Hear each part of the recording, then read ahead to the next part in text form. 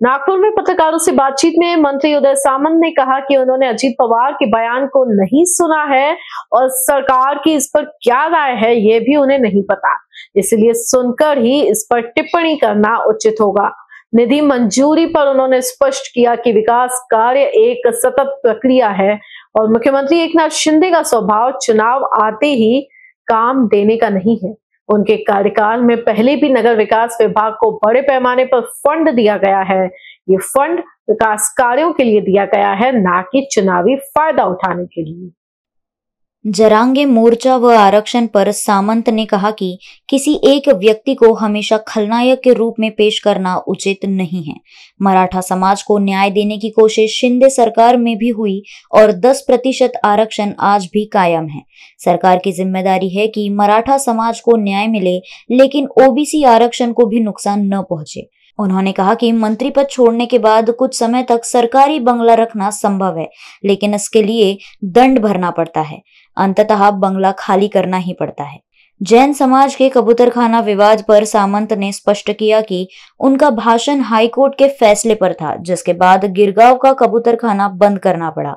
मुंबई के 51 कबूतरखाने में से एक भी अधिकृत नहीं है। उन्होंने कहा कि अधिकृत स्थान या वैकल्पिक व्यवस्था दी जानी चाहिए। मुख्यमंत्री देवेंद्र फडणवीस ने भी इस पर सकारात्मक भूमिका अपनाई है। उद्धव ठाकरे की आलोचना पर सामंत ने कहा कि लोकसभा चुनाव के बाद सरकार बनने की संभावना देखते हुए कुछ लोगों ने रुख बदला और अब ईवीएम मुद्दे पर आंदोलन कर रहे हैं।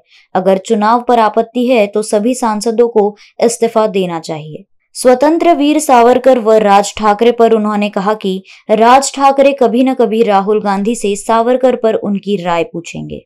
कबूतरखाना समिति आंदोलन पर उन्होंने कहा कि कबूतर की बीट से बीमारियां फैलती है, इसलिए वैकल्पिक व्यवस्था की बात की गई थी। मुख्यमंत्री द्वारा बैठक लेने के बाद सकारात्मक परिणाम की उम्मीद है। रोहित पवार चिन्ह विवाद पर सामंत ने तंज कसते हुए कहा कि जैसे कोई कार्यकर्ता अमेरिका जाकर ट्रंप बनने का सपना देख सकता है, वैसे ही कुछ लोग प्रतीक चिन्ह पाने का सपना देख रहे हैं, लेकिन भविष्य में उन्हें अजीत पवार के साथ आना पड़ेगा। उन्होंने कहा कि किसी के नाम से प्रतियोगिता आयोजित करने में कोई आपत्ति नहीं है। फडणवीस नागपुर के गौरव है और उनके काम की जानकारी फैलाना सही है, लेकिन भाजपा की तरह तुरंत वॉइस ऑफ एकनाथ शिंदे शुरू करना उचित नहीं होगा। हिंजेवाड़ी व औद्योगिक विकास पर सामंत ने कहा कि एमआईडीसी में जगह खत्म होना इस बात का संकेत है कि उद्योग महाराष्ट्र में आ रहे हैं। बुट्टीबोरी में अंबानी का प्रोजेक्ट और गढ़चिरौली चंद्रपुर में काम से विदर्भ का औद्योगिक विकास होगा। भविष्य में गढ़चिरौली देश का स्टील हब बनेगा। उन्होंने बताया कि हिंजेवाड़ी में निजी उद्योगों की समस्याएं अजीत पवार के साथ मिलकर सुलझा दी गई है। अजितदादा ने ठाण्याच्या बाबतीत काय बोललेत मी ऐकलेलं नाही, परंतु मला असं वाटतं की या संदर्भात मी आधी पहिल्यांदा पूर्ण माहिती घेतो, कारण मी अजितदादा काय बोलले ते मी ऐकलेलं देखील नाही। त्यामुळे ते ऐकल्यानंतर आणि सरकारनं काय सांगितलंय हे बघितल्यानंतर याच्यावर बोलणं उचित ठरेल। आणि या सगळ्या बाबतीमध्ये निर्णय घेत असताना की आम्हाला देखील बोलत असताना पूर्ण माहिती असणं आवश्यक आहे आणि ती माहिती घेईन आणि बोलेल।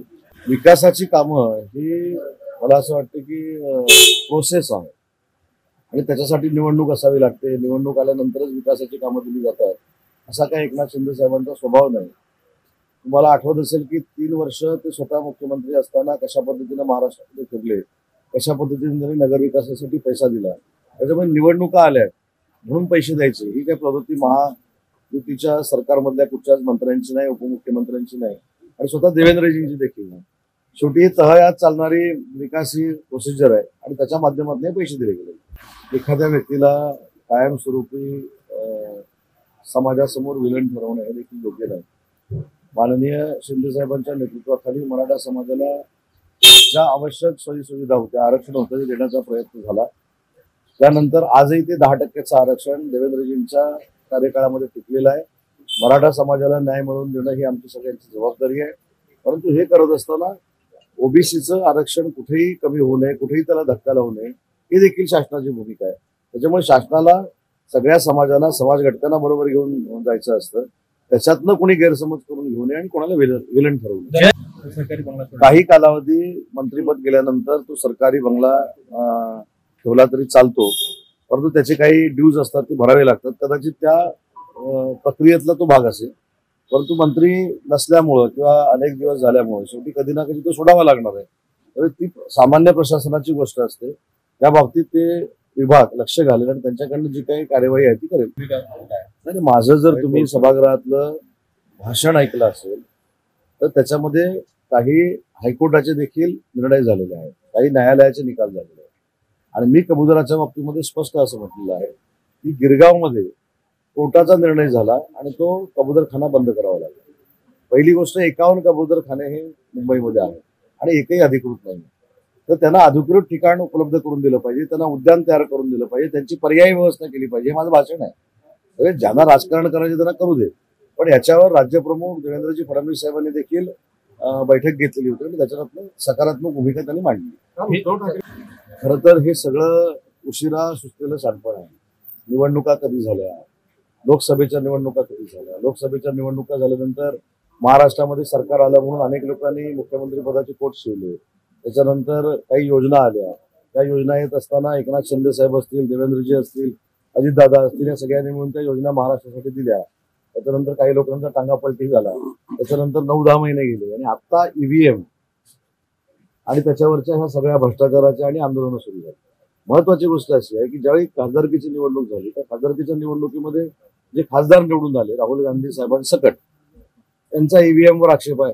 सगळ्यांनी राजीनामा दिला पाहिजे ना, सगळ्यांनी राजीनामा द्यावा, सगळ्यांनी खासदारकीचे राजीनामे द्यावे. ते राजीनामे कोण देत नाही. त्यावेळी ईव्हीएम चांगलं होतं, आता ईव्हीएम वाईट झालं. त्यावेळेच्या मतदार याद्या योग्य होत्या, आताच्या मतदार याद्या अयोग्य आहेत. त्यावेळेचे सगळे मंत्री चांगले होते, आताचे सगळे भ्रष्टाचारी आहेत. त्याच्यामुळे आता कुठेतरी महानगरपालिकेच्या निवडणुका आल्यात आणि आम्ही फार मोठी ऍक्टिव्हिटी संपूर्ण महाराष्ट्रामध्ये राबवतोय हा दाखवण्याचा प्रयत्न. माझं म्हणणं की आपण वाट बघू ना, जनतेच्या मनामध्ये काय आहे, भविष्यामध्ये कसं होणार आहे. पण मी एक सांगू का की मला असं वाटतं, मला हे शिवसेना म्हणून मत नाही, माझं वैयक्तिक मत आहे की स्वातंत्र्यवीर सावरकरांचा ज्या राहुल गांधींनी अनेक वेळा महाराष्ट्रामध्ये येऊन अपमान केला, त्यांच्याबरोबर राजसाहेब युती करतील नाही करतील मला माहित नाही, पण कधी ना कधी राजसाहेब त्यांना प्रश्न विचारतील की स्वातंत्र्यवीर सावरकरांबद्दलची तुमची भूमिका काय. तर ती भूमिका एकदा पाठ करून ठेवावी त्यांनी. कबूतरखाना बंदीच्या समर्थनार्थ आज मराठी एकीकरण समितीचं आंदोलन आहे, तुम्ही कसं? कबूतरखान्याच्या संदर्भातलं उत्तर मीच दिलेलं होतं. त्याच्यावर मी ते स्पष्टपणानं सांगितलं की कबूतरखान्याचं उत्तर काय होतं. कबूतरखान्यामुळं किंवा कबुतरांच्या विष्ठेमुळं कशा पद्धतीनं रोगराई पसरते हे देखील त्या उत्तरामध्ये नमूद केलेलं होतं. परंतु कबुतरांना पर्यायी व्यवस्था करावी अशा पद्धतीचं देखील सूत्रवाच केलं होतं. पण ते वस्तीच्या इथं असू नये ही शासनाची भूमिका होती. आणि आता त्याच्यामध्ये स्वतः राज्यप्रमुखांनी म्हणजे देवेंद्रजी फडणवीस साहेबांनी बैठक घेतलेली आहे. एखाद्या कार्यकर्त्याला मी अमेरिकेत जाऊन ट्रम्प बनू शकतो असं स्वप्न बघायला काही हरकत नाही. तसं त्यांचं हे स्वप्न आहे की आम्हाला निशाणी मिळेल, आमचं असं काहीतरी भलं होईल. मला असं वाटतं कधी ना कधी त्यांना अजितदादांबरोबर यावंच लागेल. त्या भविष्यातलं काय ठरवणार आहे ती कशा माध्यमातून करतात मला माहित नाहीये. विद्यापीठाच्या माध्यमातून आहे, खासगी असेल तर प्रत्येकाला ते माध्यम आहे ना की बाबा कोणाच्याही नावाने स्पर्धा होऊ शकते. बरं असं काही नाही की ते नाव वाईट आहे. ते देखील नागपूरचे सुपुत्र आहेत, आज राज्याचे मुख्यमंत्री म्हणून काम करत आहेत. त्यांनी एक वेगळ्या राजकारणातला आदर्श निर्माण केलेला आहे. आणि अशा व्यक्तीची माहिती मुलांपर्यंत पोचावी म्हणून प्रायव्हेट संस्थेनं किंवा पक्षानं जर स्पर्धा घेतली असेल तर त्याच्यामध्ये दोष द्यायचं काय. भाजपाच्या लोकांनी व्हॉइस ऑफ देवेंद्रजी केल्यामुळं आम्ही ताबडतोब व्हॉइस ऑफ एकनाथ शिंदे साहेब करणं हे मला असं वाटतं योग्य नाही. शेवटी शिंदे साहेबांनी देखील महाराष्ट्राच्या विकासासाठी, महाराष्ट्राच्या जडणघडणीसाठी काम केलेलं आहे. त्याच्यामुळे त्यांचा व्हॉइस ऑलरेडी 3 वर्षात लोकांपर्यंत पोहोचलेला आहे. तसाच देवेंद्रजींचा पोहोचलेला आहे. त्यांचं देखील काम चांगलं आहे. परंतु त्यांच्या पक्षाच्या माध्यमातून ती स्पर्धा भरवली जाते. त्याच्यामध्ये कुठे वावगा आहे अशातला भाग नाही.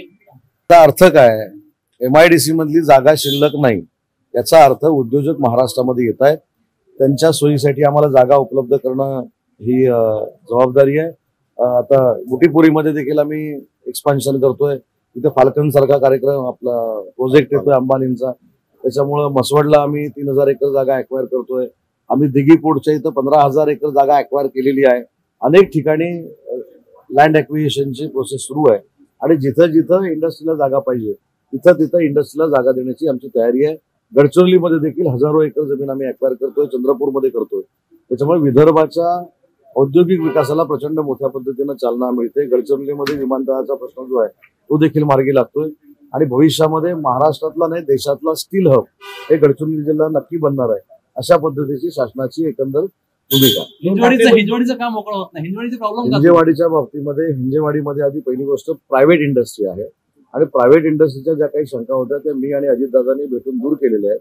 तिथं जे वायंडनिंग करायचं होतं रस्त्याचं आणि नवीन रस्ता करायचा होता त्याच्यासाठी 762 कोटी रुपये हे शासनाने मंजूर केले. त्याचं काम MIDC करत आहे आणि ते वर्ष 2 वर्षामध्ये पूर्ण झाल्यानंतर ही पूर्ण रस्त्याच्या ट्रॅफिकची जी समस्या आहे ती मिटणार आहे.